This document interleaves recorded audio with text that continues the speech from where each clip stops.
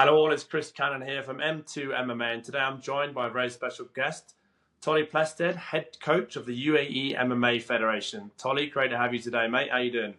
I'm well. Thanks for having me, Chris. Good, man. So I understand it's a big UAE National MMA competition going on this weekend. What's happening? Yeah, that's right. This weekend, Saturday the 13th and Sunday the 14th, we have our national championships, the fifth one of the year. Amazing. So what's the format of that competition? So the format, we run multiple events throughout the year for amateur mixed martial artists, and we start with Youth D, category Youth D, for 10 to 11-year-olds, and progressively work through all the age ranges right the way up to the senior division, which is 18-year-olds and above. Awesome, man. How many athletes will be competing on the weekend? Registered, we have over 500 at the minute.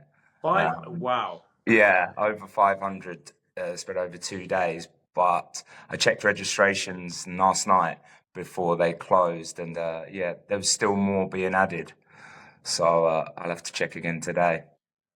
And are all these athletes coming from within the UAE?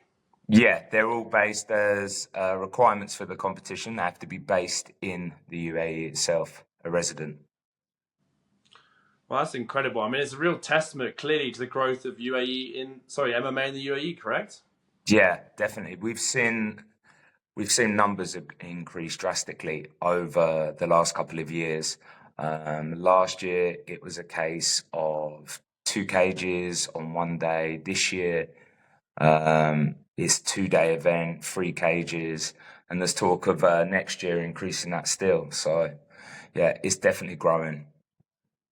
It's wonderful to see, mate. And so where's it taking place this weekend? It's in Al Ain University in Abu Dhabi. And can anyone attend? Yeah, it's open to all for supporters and fans alike. So, yeah, if you're in the area or want to see some amateur MMA this weekend, come down.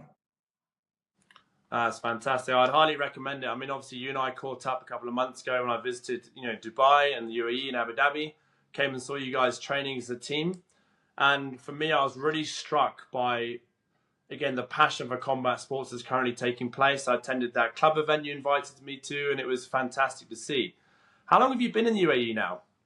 I moved permanently back in 2021, but I'd been visiting the UAE right the way back from 2014.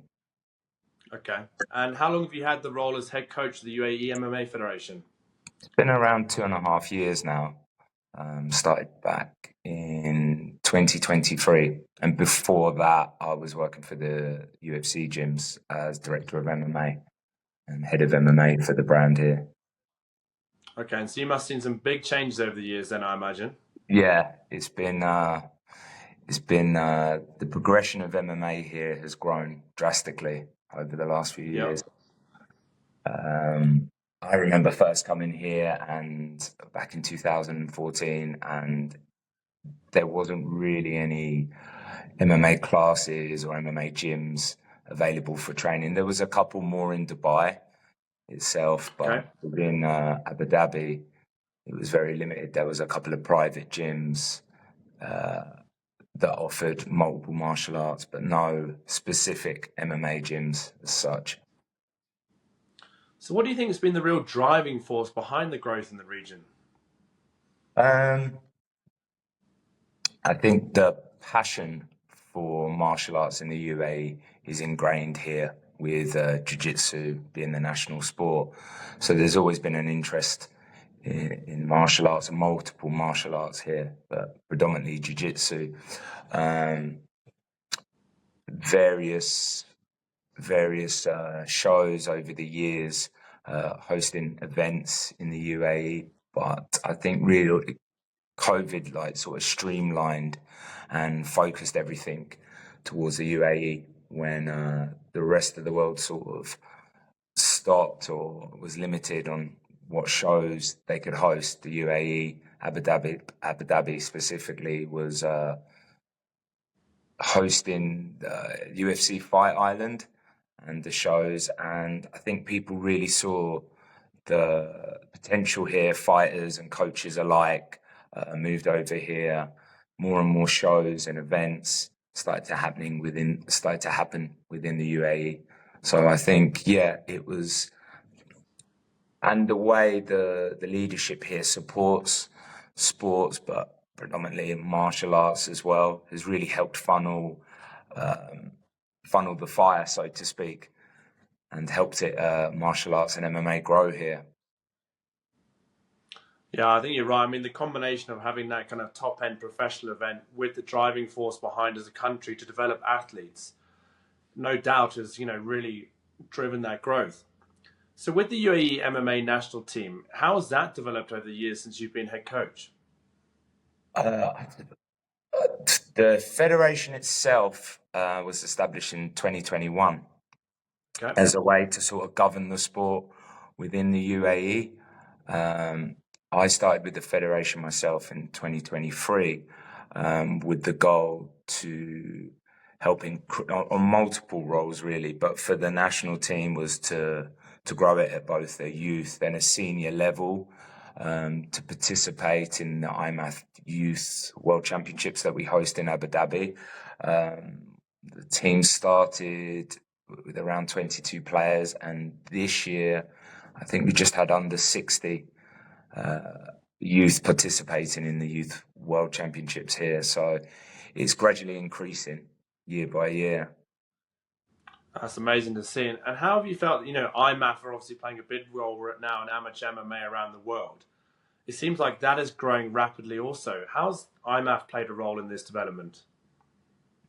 I think the structure IMMAF bring to the federations and the sport itself is crucial.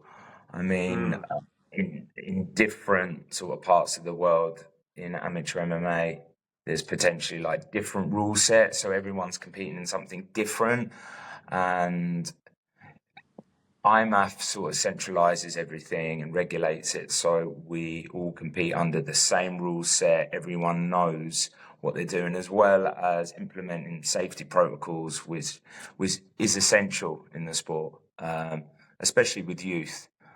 So, yeah, IMMAF, I think, has really...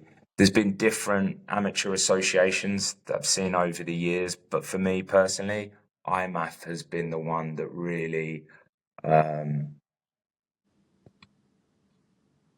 just got everyone together and sort of centralized the rule set, the growth, helped grow the sport for each country individually when they help the local federations for those countries to set up and get things started, because generally it starts with the country's federations.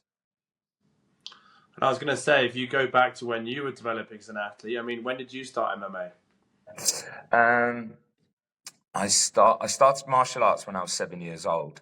As a kid who had lots of energy, my parents wanted to put me into something to help get rid of that energy in a positive way. So I started martial arts at around 7 years old. Started competing not long afterwards in knockdown karate. Then as a teen, various sort of sports, football, rugby, that sort of thing. Started amateur boxing and kickboxing in my time, my early 20s. And I must have started MMA around when I was 24. Started competing around then. And yeah, the sport's changed dramatically over the years. When I started, it was very much underground. I remember my first Jiu-Jitsu class that I partook in to sort of learn grappling and also wrestling at the same time. Yeah, and then we started with that amateur MMA also, and something back then we had in the UK, semi-pro. They used to call it semi-pro. Went through sort of the little leagues there before turning professional, and I competed just over 10 years in MMA. I finished in 2014, I think, was my last bout. I say you must really see the changes then from your experience growing up in the sport as opposed to the athletes you work with now, growing up within this kind of IMMAF structure and the development that you give them. Where would you see is the biggest changes that you've seen? I mean, obviously there's huge ones, but if you could pinpoint one thing that's really helped improve the sport over the years? Um, I definitely think is the development of the amateurs. Back when I was competing, it was the norm for us to have one or two amateur fights before we would turn pro. Now it's normal for the athletes to have anything from 20, 25 amateur bouts onwards before they turn professional. So the level is increasing. I've been a professional MMA coach for nearly 20 years now, and just the level that I'm witnessing with the youth and the kids from the experience they're getting from the youth amateur MMA to when they're going through the juniors and then the seniors, it's a completely different level. It's the experience that they're getting at these youth bouts. So for anyone who doesn't know, we do youth MMA, which is no headshots for the under 18s. So they're split into multiple categories on their age. There's youth D, C, B, and A. And as the age increases, so does the rule set. They're allowed to do more submissions. There's punches allowed on the ground. And then when they turn 18, obviously, headshots are permitted. The experience these kids are getting is second to none. And it's done in a way where the athlete's like safety is number one. So more and more participants are involved in the competitions. And I think that's why you're seeing it grow. When we started, it was still an underground sport. Not everyone was on board with it. It didn't have the popularity that it has now. So by implementing and the safety procedures and it having such a good record, particularly in our competitions within the UAE, I think you're seeing more and more people's misconceptions change. The feedback we get from parents and more and more kids want to get involved in the sport, want to compete. So it's it's growing drastically here. I think that was one of the things I was most impressed with and pleased to see was the amount of young kids participating both in your coaching sessions and also in that interclub event we saw as well. I think it's a really good sign for the sport and also from a coaching perspective. I imagine from again when you started, again correct me if I'm wrong, that you probably you picked up jiu-jitsu, that maybe you went and did some wrestling, did some Muay Thai. As you're coaching these young athletes now, I guess you're coaching as MMA athletes, right? As opposed to a Muay Thai athlete transitioning to MMA or a Jiu-Jitsu athlete transitioning to MMA. Is that correct? Yeah. So it was the norm for my generation. We had a background in one martial art or another or a couple. Now with the youth, it's taught as a whole, but broken down into those disciplines. Like for us, we will still have a striking day, we'll have a wrestling day, we'll have a grappling day or training sessions. But the athletes are learning MMA as a whole. So you're seeing in the fights, you're seeing the athletes sort of string the techniques together a lot more efficiently than, say, we would back in my day when we were competing at an amateur level. And it's raising the standard. And I think from the athlete's point of view as well, it's an exciting sport to learn. Every day they're doing something different and it's mixing it up. So I think it definitely helps with the popularity of the sport as well, and particularly the guys practicing and training day in, day out. Is there anyone in particular from a coaching perspective that's really influenced you over your career? As a fighter, definitely George St. Pierre was someone that I thought was a great role model for the future generations, and also like his fighting style. For me, he was one of the first to combine his striking with his wrestling, and also the ground game. So he influenced my style and also how I like to teach. So yeah, I'd have to put it on GSP.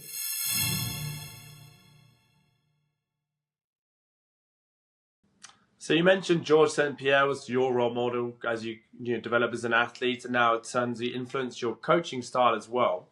Watching these young athletes develop, who are they looking up to in the modern game of MMA?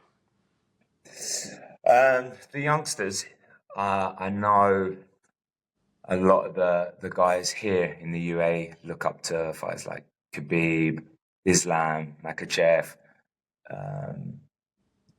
that sort of style, and also them as athletes and role models. I think they make great role models for the kids here.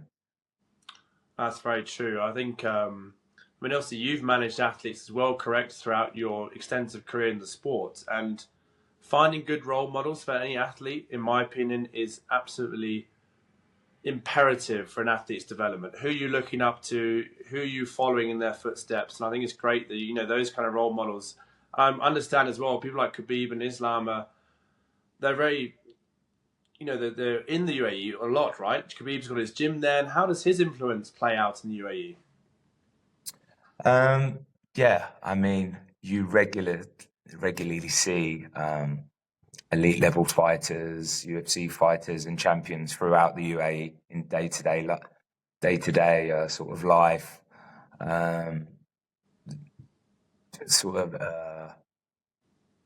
Watching the shows here, they're hosted, and you'll see them at the MMA events here, Jiu-Jitsu competitions. So they're very much in the public eye here.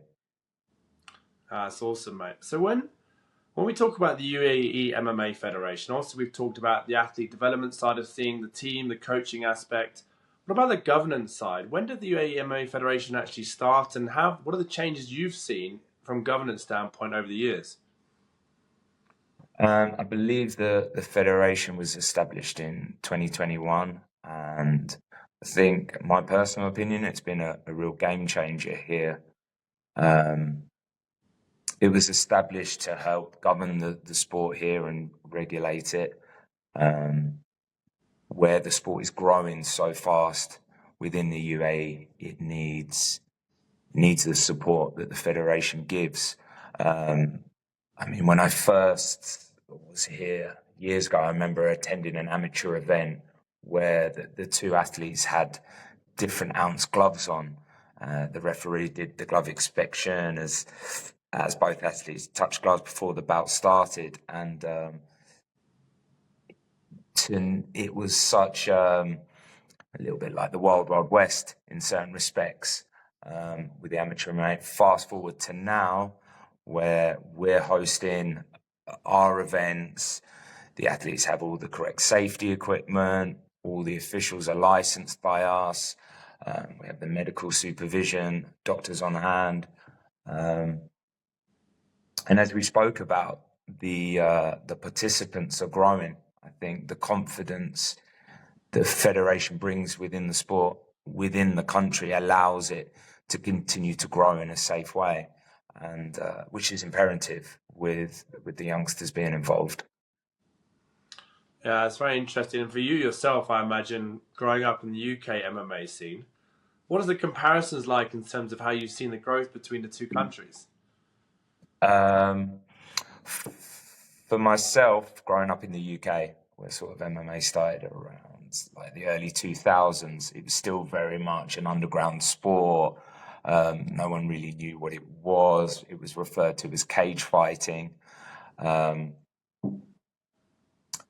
To now, where it's very much a recognized sport throughout the UAE itself. It's all the younger generation here know the sport as MMA. in my sessions with some of the youth, they will recite like who won the latest UFC fight at the weekend, and they're more informed about the sport as a whole. Every weekend you can find a martial art or a combat sports events happening in the UAE. The kids are watching it on television. It's very much become like a household name in the UAE, the sport in general. Yeah, I can imagine in the UK 25 years ago, as you mentioned. I mean, for myself, I think you and I are somewhat of a similar age. I mean, I only ever came across the UFC when I went to the United States in 2005, when the Ultimate Fighter really kicked off that first season. Yeah, But I I'd never remember. really watched it or heard about it because it wasn't anywhere to be found in the UK. And how did you come across it to start with? I remember I was training and competing in kickboxing, and then started training in Muay Thai. And one of my friends showed me the first UFC event on VHS video. Watched it, and at the time I was very much obsessed with martial arts, stand-up martial arts, striking martial arts, witnessing Royce Gracie take down his opponents and apply submission holds. It was at that point I decided I would like to give it a go to become a mixed martial artist, as they say. Started with Brazilian Jiu-Jitsu and wrestling sort of simultaneously to learn the grappling aspect of the sport. Started competing. And then, I think the first UFC in the UK was around 2000 and, I think I've got it somewhere here. The first UFC was 2002, I think. And then it just growing, the sport itself, from the cities, sort of wearing down to the smaller towns, and that you would see more and more events popping up and shows, competitions, tournaments as well, right the way down to inter-club level. As the sport grew itself, it's to what we're witnessing now, sort of around the world, where the sport's taken over, really. Yeah, and it's a big testament to, obviously British MMA with, champions like Tom Aspinall, and obviously recently there at UFC 321. I mean, he's a great role model, right, for young athletes? Yeah, I was I watched that. That was in Abu Dhabi, UFC 321. Yeah, I mean, I believe with Tom Aspinall, I think English MMA is very well represented on every level internationally. We had the IMMAF Youth World Championships here, where we witnessed the England squad come second place later on in the year. Similarly, in IMMAF, the Senior World Championships, the England squad placed first. We actually had the youth squad over last month to train with some of our athletes, which was I was there. it was I saw great you to see. guys. Yeah, it was great to see, and to see the level of some of the 16-year-olds from the UK. It's phenomenal, and to be able to share that with the kids here was it was remarkable to witness the level that youth MMA is at within the UK, and then also obviously with the UAE as well. So would you, from a coaching aspect, would you consider that kind of experience for young athletes, training with athletes from different countries, one of the most important things about your development? I think so, yeah. I mean, to be able to, as an athlete, it was always my goal to work towards sort of national level and then international level as an athlete. And the only way really to do that was to train with international fighters and athletes themselves. I traveled to the States, to Brazil, to Thailand, all through Europe, just to find the best sort of training for myself as an athlete. And for me, it was a real game changer. And then even within the UK, as an athlete, we would drive to London for training, to Liverpool. I remember driving all the way to Wolseley MMA, where the sort of Czech Congo, Rampage, Bisbeen, to partake in training camps.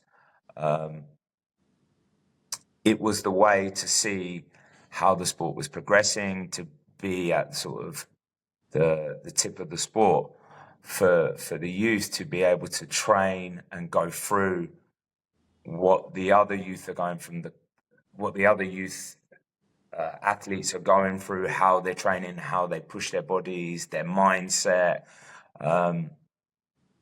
I think it's imperative for the youth here to be able to develop at a more progressive rate, let's say, by training with international athletes.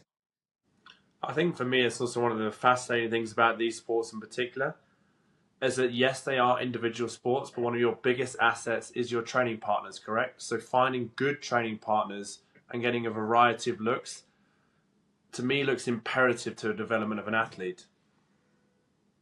Yeah, I mean, it's not just the physical side of it either, it's the mental side of it.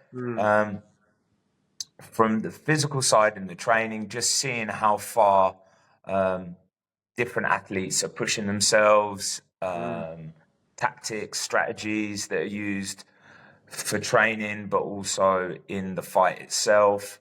And then the sport with the psychological side of it also. One of the greatest gifts I think you can give a fighter is confidence. So we tend to sort of, in a sport that's very much psychological, we do 100% physical training, but not many do the psychological training. So by sparring and training with athletes that are seen as more experienced, then that really helps build the athlete's confidence to at a point where they can go and compete with similar sort of level athletes. Yeah, I understand you also took the team to Phuket, right, and to Bang Tao earlier this year. Is that correct? Sorry, say that again, Chris. I didn't quite catch that. So I understand you also took the UAE team to Bang Tao in Phuket, correct? Yeah. In the summer, we took selected athletes from Youth A and our senior team to Bang Tao in Phuket. Yeah, that was a great experience for everyone. Yeah, the training was great there. The experience as a whole was brilliant. I remember visiting Thailand myself as an athlete various times, and also as a coach. I worked at Fairtex in Pattaya back in 2017. So I'm very fond of Thailand, and Thailand itself is sort of a melting pot for international fighters of all levels. So to be able to take the guys there to cross train with different athletes was great. Yeah. Yeah, it was certainly one of the things that really stood out to me about Thailand and Phuket as well, specifically, obviously, where we held our events, was that real melting pot aspect that you mentioned, from athletes all around the world, different skill sets, and it was. But I also see, I mean, you can tell me this, from what I'm now seeing in the UAE as well, it seems like it's trending that similar direction where it is becoming a melting pot itself. Yeah, definitely.